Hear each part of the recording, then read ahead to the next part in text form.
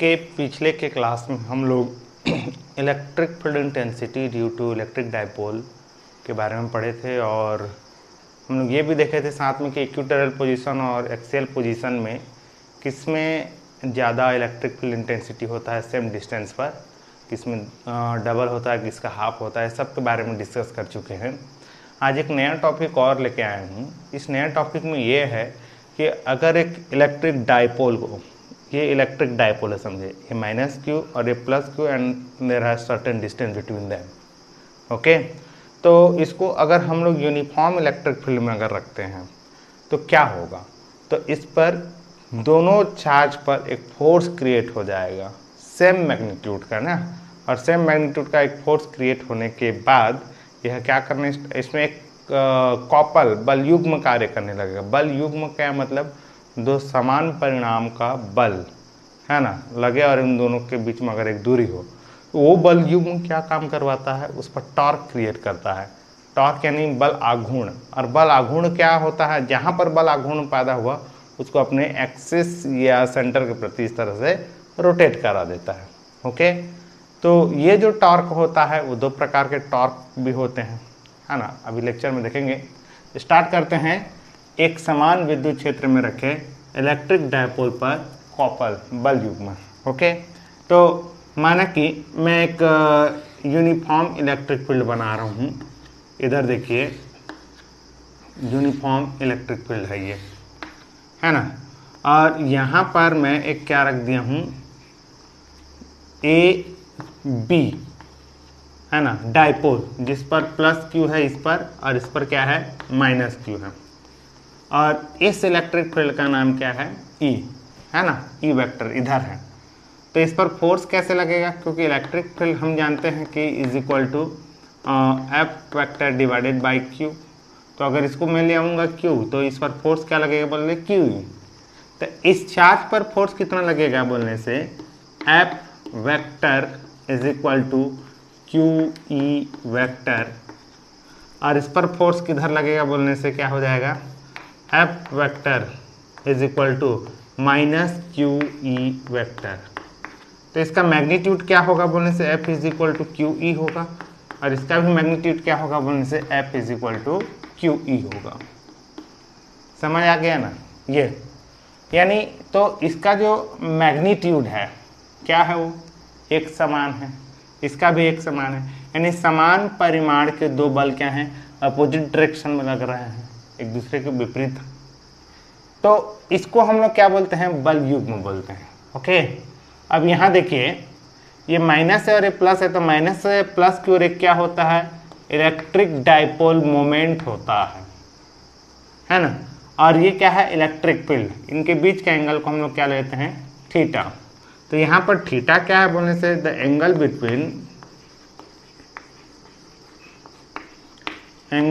Between electric dipole moment and क्या है, E vector, electric field intensity.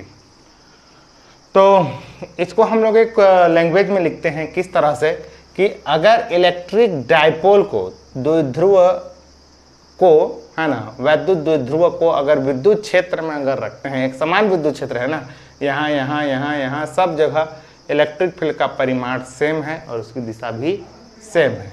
Okay, तो क्या होगा, तो इसमें एक फोर्स लगा, इसमें एक फोर्स लगा, यानी एक बल युग्म होंगे, और बल युग्म जहाँ लगता है वहाँ पर क्या होता है, बल आघूर्ण काम करता है। तो हम इसको एक लैंग्वेज में पूरा लिख लेते हैं कि क्या है और क्या नहीं है। ये दोनों बल मैग्नीट्यूड में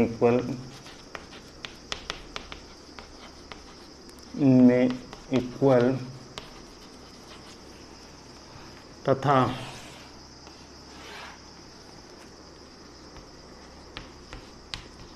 विपरीत अपोजिट, है ना, कार्य करते हैं।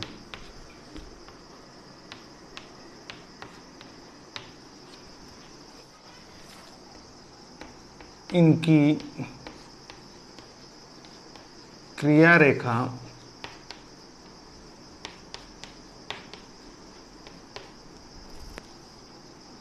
अलग होने के कारण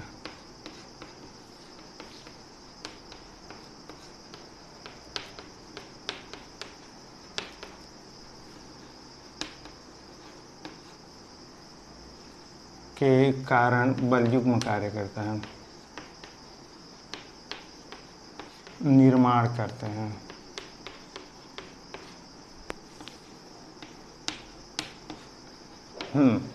तो ये पूरा लैंग्वेज समझ में आ गया कि हम लोग पिछले 11th क्लास में भी पढ़े थे कि बल युग्म क्या होता है। तो इधर एक फोर्स और दोनों की क्रिया रेखा क्या है, एक दूसरे के अपोजिट है ना, पैरेलल है, समझिए समांतर है, ठीक है ना। तो ये क्या हो जाएगा, एक बल युग्म निर्माण किया। जहां पर बल युग्म होगा वहां पर बल आघूर्ण कार्य करेगा। तो बल आघूर्ण कितना लगेगा इसके बारे में देखते हैं, चलिए। तथा यह बल युग्म, तो सुनिए, तो भाई ये इसको इधर खींच रहा है, इसको इधर खींच रहा है, तो ये क्या करेगा, इसको ऐसे करेगा, है ना, ऐसे घुमाकर विद्युत क्षेत्र के अनुदिश लाने का प्रयास करेगा। तो चलिए, यह विद्युत क्षेत्र के अनुदिश भी आ गया, है ना, कि यहाँ पर क्या है माइनस क्यू है और ये क्या है प्लस क्यू है, अनुदिश भी आ गया। तो अब इसको, ये तो इधर ही फोर्स लगेगा, ये इधर ही फोर्स लगेगा। तो अभी नेट फोर्स कितना हो जाएगा इस सिचुएशन में, नेट फोर्स 0 हो जाएगा। तो 0 हो जाएगा तो ये बंधन इधर जाएगा, नहीं बंधन इधर जाएगा, ठीक है ना। और इन दोनों की परपेंडिकुलर डिस्टेंस भी क्या हो गया, 0 हो गया। तो यहाँ पर टॉर्क भी काम करना बंद हो जाएगा। मतलब मेन मीनिंग क्या हुआ कि ये दोनों फोर्स इसको क्या करना चाहते हैं, विद्युत क्षेत्र की दिशा में इसको अलाइन करना चाहते हैं, ठीक है ना। हाँ, अगर ये ऐसा है इसको ऐसा कर दिया, अगर आप जबरदस्ती इसको ऐसा कर दोगे तो प्लस यहाँ आ गया माइनस यहाँ आ गया, तो प्लस पर इधर फोर्स लगेगा, माइनस पर इधर लगेगा, फिर से इसको ऐसा कर देगा। तो बार बार फिर से ऐसा रहोगे तो फिर ऐसा कर देगा, फिर ऐसा करोगे तो फिर ऐसा करेगा। तो बार बार वह विद्युत क्षेत्र की दिशा में उसको लाना चाहता है। और इस प्रकार के टॉर्क को, इस प्रकार के बल युग्म, इस प्रकार के बल युग्म आघूर्ण को रिस्टोरिंग टॉर्क कहते हैं, प्रत्यानयन बल आघूर्ण कहते हैं। तो लिख लेते हैं इसको भी। बल युग्म का निर्माण करता है तथा यह बल युग्म इलेक्ट्रिक डायपोल को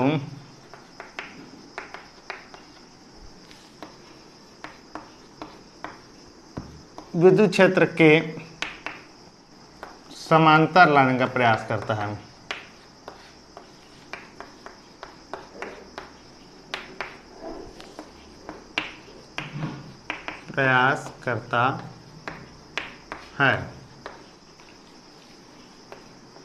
इस प्रकार के बल युग्म को प्रत्यानयन बल युग्म कहते हैं। प्रत्यानयन रिस्टोरिंग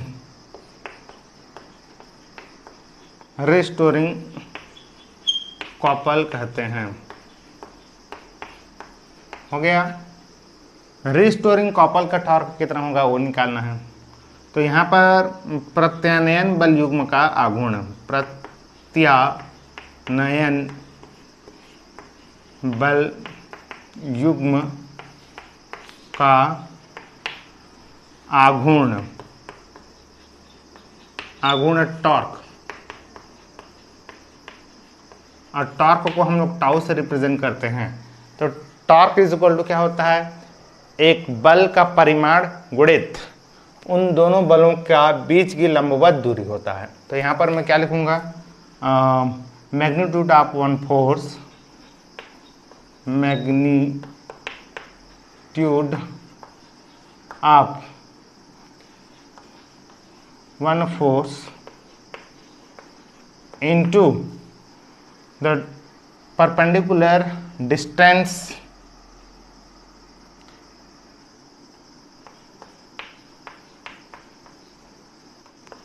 between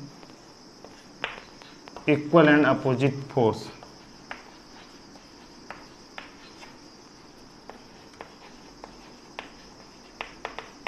अपोजिट फोर्स हो गया ना, यानी दो समान परिमाण के बल जो एक दूसरे को विपरीत है उनके बीच की लंबवत दूरी, ये होता है टॉर्क। क्लियर है? अब आगे तो टॉर्क इज इक्वल टू, तो आप परपेंडिकुलर डिस्टेंस कैसे निकालेंगे, तो इसको देखिए थोड़ा सा। तो परपेंडिकुलर डिस्टेंस कैसे निकालेंगे? देखिए ये, अब ये भी तो एक फोर्स का लाइन है ना, ये फोर्स का लाइन हो गया, ये फोर्स का लाइन है और ये फोर्स का लाइन है, this is the perpendicular distance, this BC, okay ना। तो यहाँ पर टॉर्क इज इक्वल टू क्या बोला है? मैग्नीट्यूड ऑफ वन फोर्स, मतलब एक बल का परिमाण। तो एक बल का परिमाण में क्या लेता हूँ? Q इंटू ई ले लेता हूँ, into force perpendicular distance between equal and opposite force. तो ये इस फोर्स और इस फोर्स का परपेंडिकुलर डिस्टेंस हमको लेना है। तो हम कैसे निकालेंगे? तो थोड़ा ध्यान दीजिए, अगर ये थीटा डिग्री बनाया है तो ये भी तो थीटा डिग्री ही बनेगा ना भाई इसके साथ। क्लियर हो गया ना? तो इन ट्राइंगल यहाँ पर थोड़ा सा उसको देख लीजिए, उसका एक पार्ट्स ही होगा। तो ट्राइंगल ACB में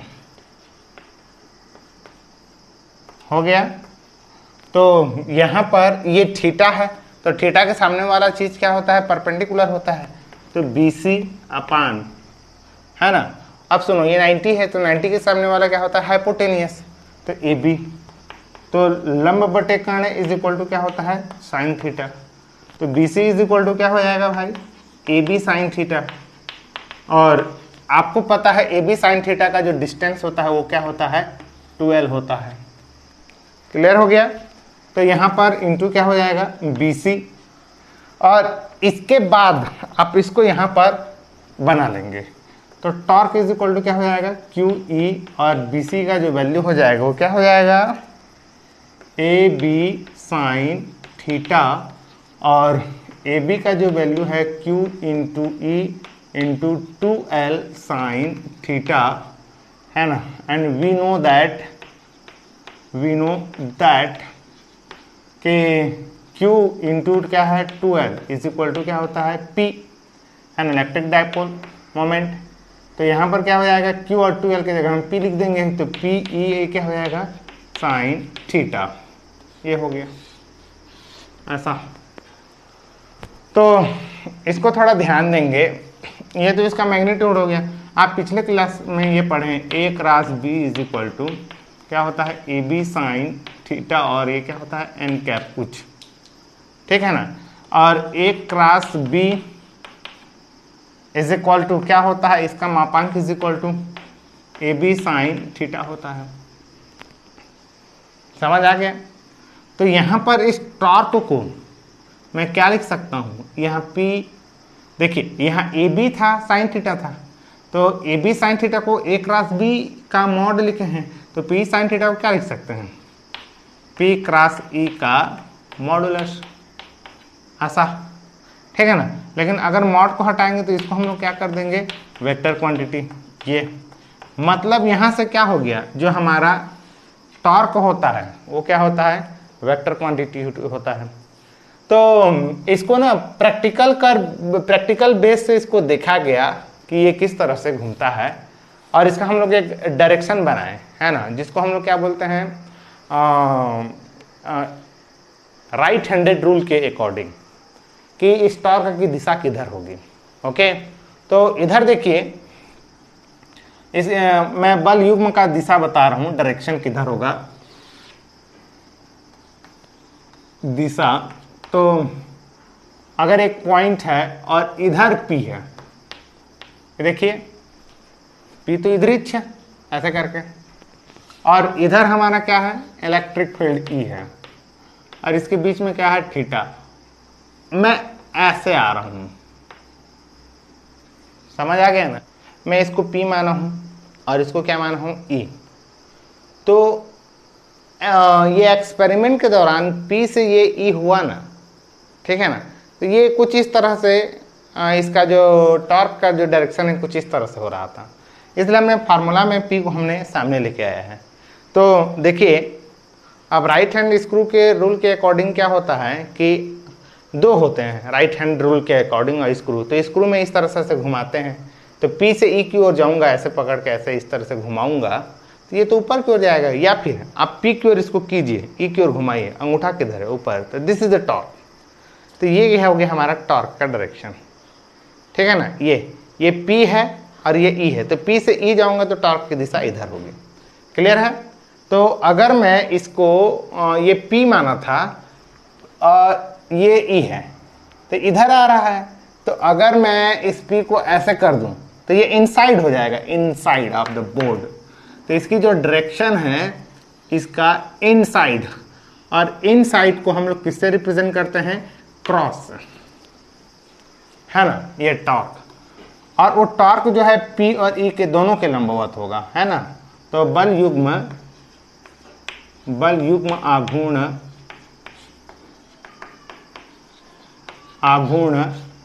आघूर्ण क्या होता है? P तथा E दोनों के परपेंडिकुलर होता है।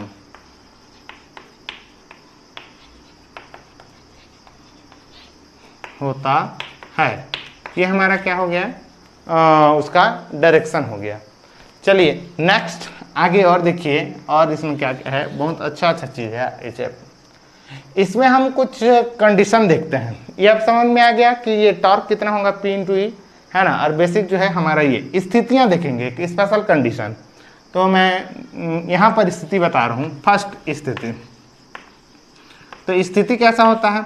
यदि theta is equal to 0, theta 0 हो गया मतलब क्या है? थीटा किसके बीच का एंगल है? P और E के बीच का एंगल है।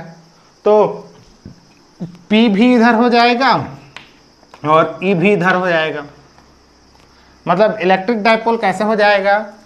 ये जो AB है वो इस तरह से ऐसे हो जाएगा, यहाँ पर हो जाएगा इस तरह से ऐसे। तो टॉर्क क्या हो जाएगा? तो टॉर्क इज इक्वल टू, आप देखिए, PE साइन 0 रख दीजिए, क्योंकि टॉर्क का फॉर्मूला P साइन थीटा है ना। तो यहाँ टॉर्क इज इक्वल टू क्या हो जाएगा? 0, क्योंकि साइन 0 का वैल्यू क्या होता है? 0। यानी इस कंडीशन में बल आघूर्ण नहीं लगेगा। चलिए स्थिति नंबर 2 बता रहा हूं। स्थिति 2, सेकंड नंबर देखते हैं। P theta is equal to 90। तो थीटा 90 का मतलब क्या है? चलिए मैं इसको यहाँ पर मिटा के बता रहा हूँ, ध्यान देंगे।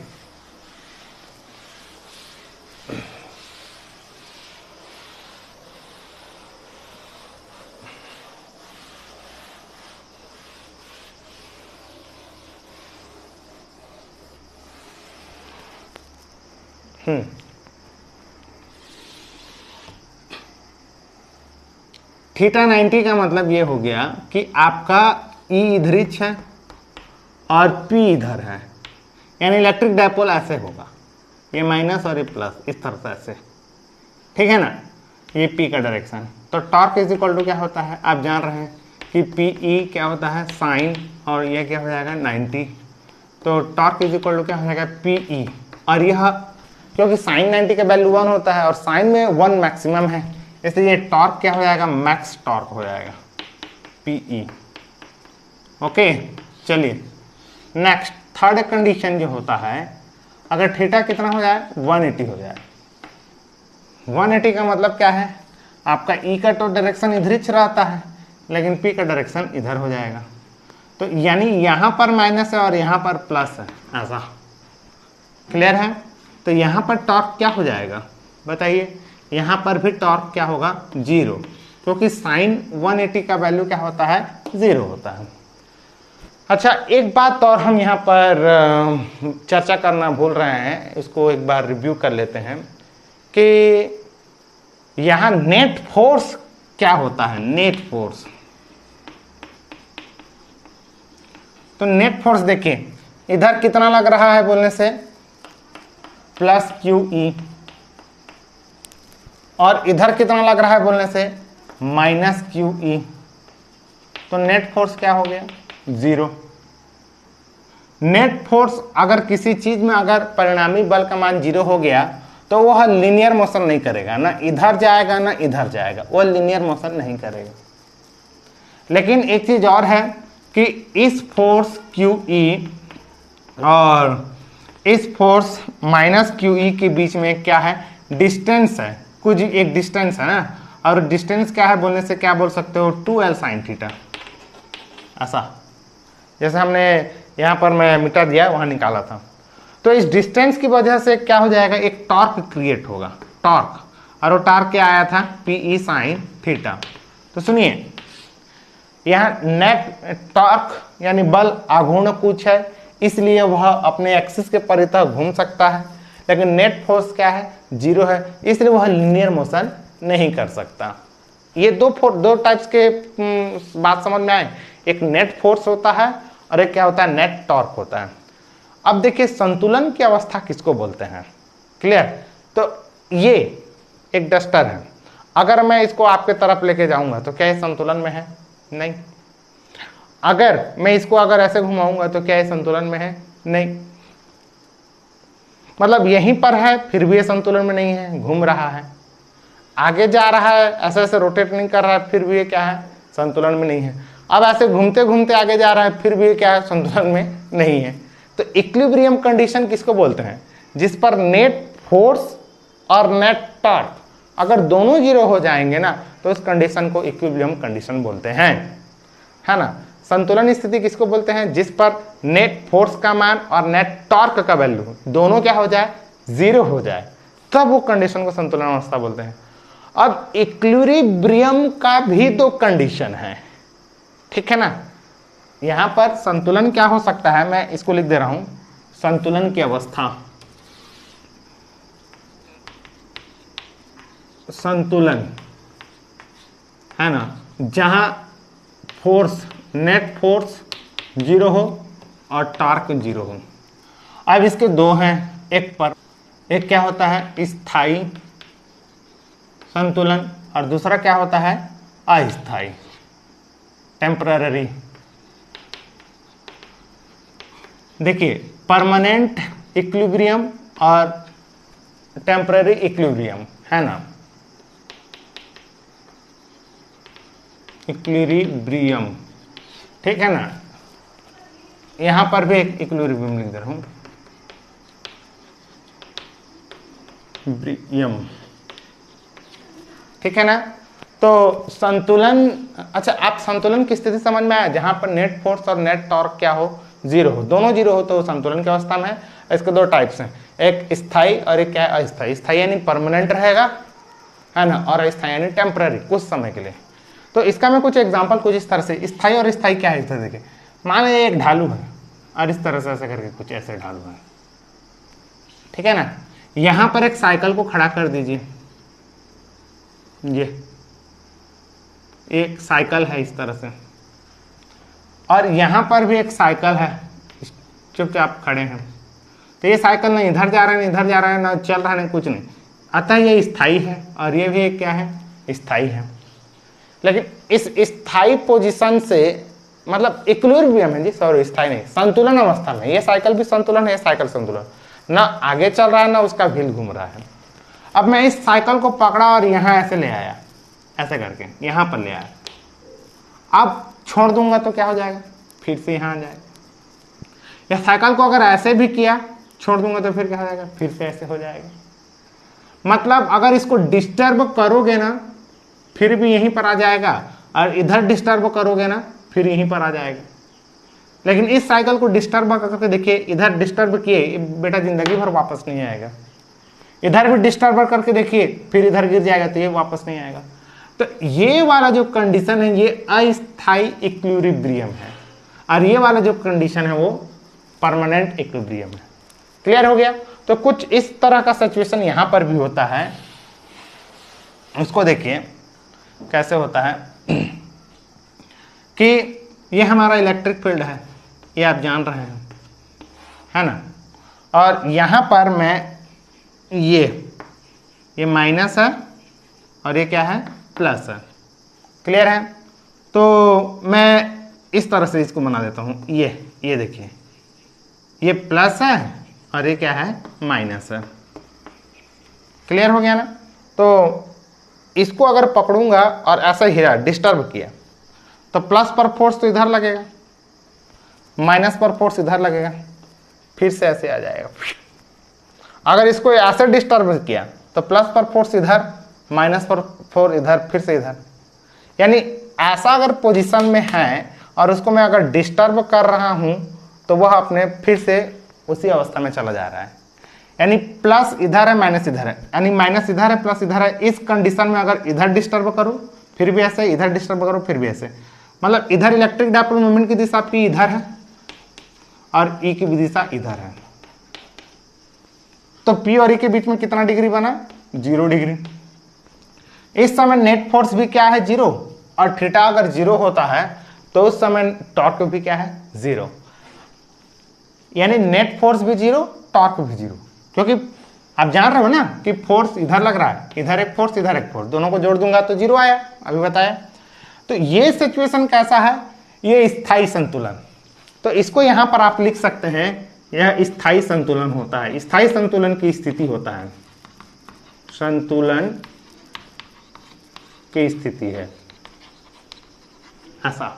अगर आपको क्वेश्चन पूछा जाए स्थायी संतुलन कब होता है तो आप बोलेंगे कि जब P और E का बीच में अगर 0 डिग्री बनता है तो। चलिए नेक्स्ट एक और, टॉर्क यहां पर भी 0 है, नेट फोर्स यहां पर भी 0 है। कैसे देखिए इसको, यहां पर क्या हो गया है? P इधर है यानी पक्का प्लस होगा इधर, और इधर क्या होगा? माइनस होगा, तभी ना P इधर होगा। इलेक्ट्रिक डाइपोल मोमेंट की दिशा माइनस से P क्यों प्लस क्यों होता है? और इधर E है और इधर क्या है? P है, ठीक है ना। तो P और E के बीच में कितना डिग्री बन गया? थीटा इज इक्वल टू 180 बन गया। तो यहां पर टॉर्क क्या हो गया? 0 हो गया। और नेट फोर्स मतलब इधर एक फोर्स लगेगा प्लस QE और इधर एक फोर्स लगेगा माइनस QE, तो एक दूसरे के अपोजिट है, कैंसिल कर देंगे, इसलिए फोर्स, नेट फोर्स का वैल्यू भी क्या हो गया? 0। तो यह भी एक संतुलन की स्थिति हो गया, ये वाला कंडीशन। लेकिन ये परमानेंट है कि नहीं है उसको देखिए। तो इधर देखिए, प्लस को मैं थोड़ा डिस्टर्ब किया, मैं थोड़ा बड़ा बना रहा हूँ, इतना बड़ा, इससे थोड़ा बड़ा बनाऊंगा ताकि तुमको दिखेगा।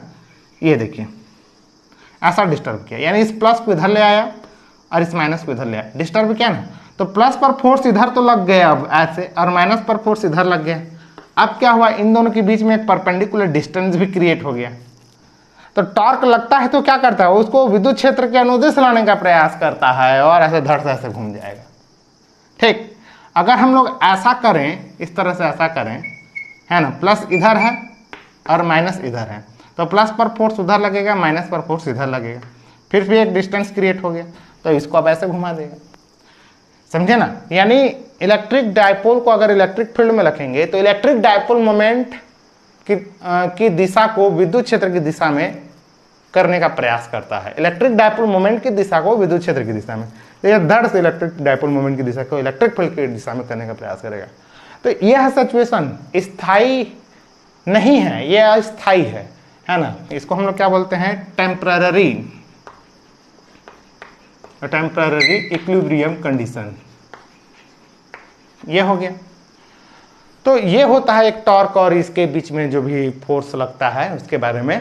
ओके, चलिए आपको एक क्वेश्चन मैं यहाँ पर पूछ रहा हूँ, उसको ध्यान दीजिए कि अगर इसको हम लोग नॉन यूनिफॉर्म इलेक्ट्रिक फील्ड में रख दें, है ना, नॉन यूनिफॉर्म इलेक्ट्रिक फील्ड में रख दें तो क्या होगा?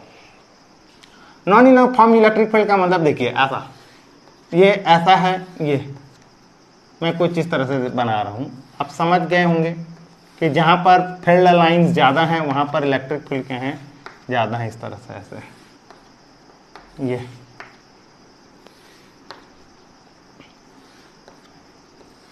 ऐसा।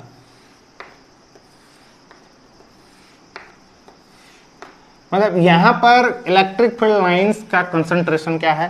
ज़्यादा है, और यहाँ इलेक्ट्रिक फील्ड लाइंस का कंसंट्रेशन क्या है? कम है। तो इधर देखिए, यहाँ पर एक मैं इलेक्ट्रिक डाइपोल को रख दिया, यानी ये प्लस है समझिए, और ये क्या है? माइनस। चलिए यार इसको माइनस समझ जाओ, और ये क्या है? प्लस। तो इसके साथ क्या होगा? यहाँ पर नेट फोर्स 0 होगा क्या? तो नहीं होगा नेट फोर्स 0। क्यों नहीं होगा? तो इधर देखिए भाई, इधर क्या लगेगा? फोर्स लगेगा, उधर क्या फोर्स लगेगा? प्लस U पर फोर्स जो है, पर फोर्स क्या लगेगा? Q इंटू E लगेगा, समझ आया। और माइनस U पर जो फोर्स है वो क्या लगेगा? माइनस Q इंटू क्या है? E। तो इसको 1 कर देता हूँ, इसको 2 कर देता हूँ, क्योंकि इलेक्ट्रिक फील्ड अलग अलग है, नहीं समझे, है ना। तो केवल मैग्नीट्यूड की बात करें तो ये होगा, लेकिन याद रखना माइनस के ऊपर फोर्स ये है। तो यहाँ पर इस जगह का इलेक्ट्रिक फील्ड को आप E2 मान लीजिए और इस जगह के इलेक्ट्रिक फील्ड को आप क्या मान लीजिए, P1 मान लीजिए। तो ग्रेटर कौन होगा, जहाँ सघन रहता है वो क्या होता है, ज़्यादा होता है। तो E2 क्या हो गया तुम्हारा, ज़्यादा हो गया, और E1 क्या हो गया, कम हो गया। यानी इस पर ज़्यादा फोर्स लगा, यानी इस पर 12 न्यूटन का फोर्स लगा, तो इस पर 10 न्यूटन का फोर्स लगा।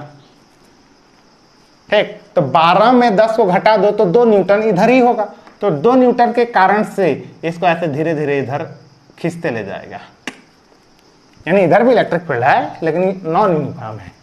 तो यहां पर अगर इसको नॉन यूनिफॉर्म इलेक्ट्रिक फील्ड में अगर आप इसको रखेंगे तो इसमें एक लीनियर मोशन क्रिएट होगा। अच्छा, अब टॉर्क की बात करें, क्या वह घूमेगा कि नहीं घूमेगा।